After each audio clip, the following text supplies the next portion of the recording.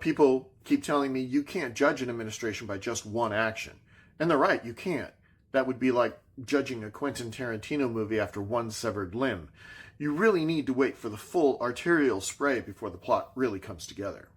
One of the things that I learned as an analyst in the Marine Corps, and it applies to almost every arena that you can imagine, is that individually each event means nothing, but collectively they always form a pattern.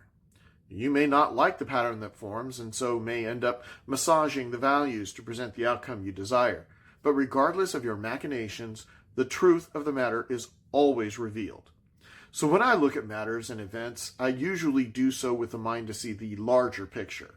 But here's the kicker. While each recent government blunder might seem like an isolated whoopsie, when you zoom out, you start to see the whole mosaic.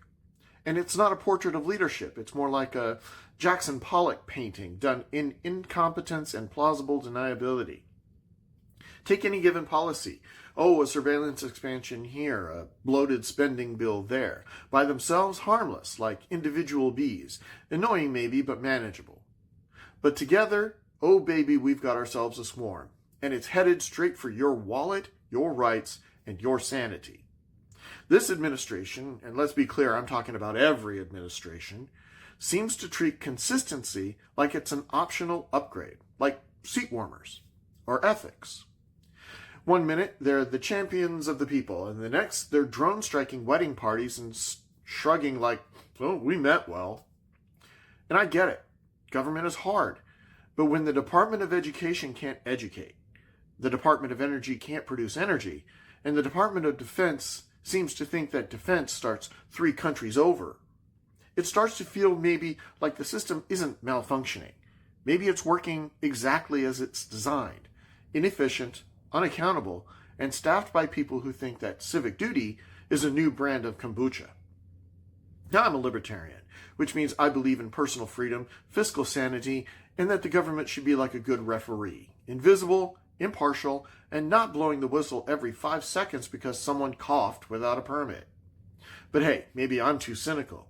Maybe out there is some politician who's not just another centrist Pokemon evolving into a lobbyist.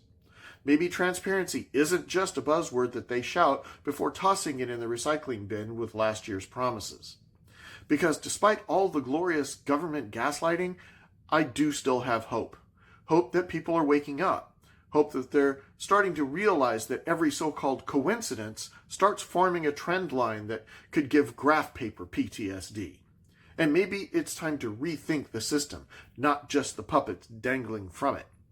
So here's to critical thinking, a healthy skepticism, and remembering that patterns aren't just for sweaters. They're also good for spotting a con.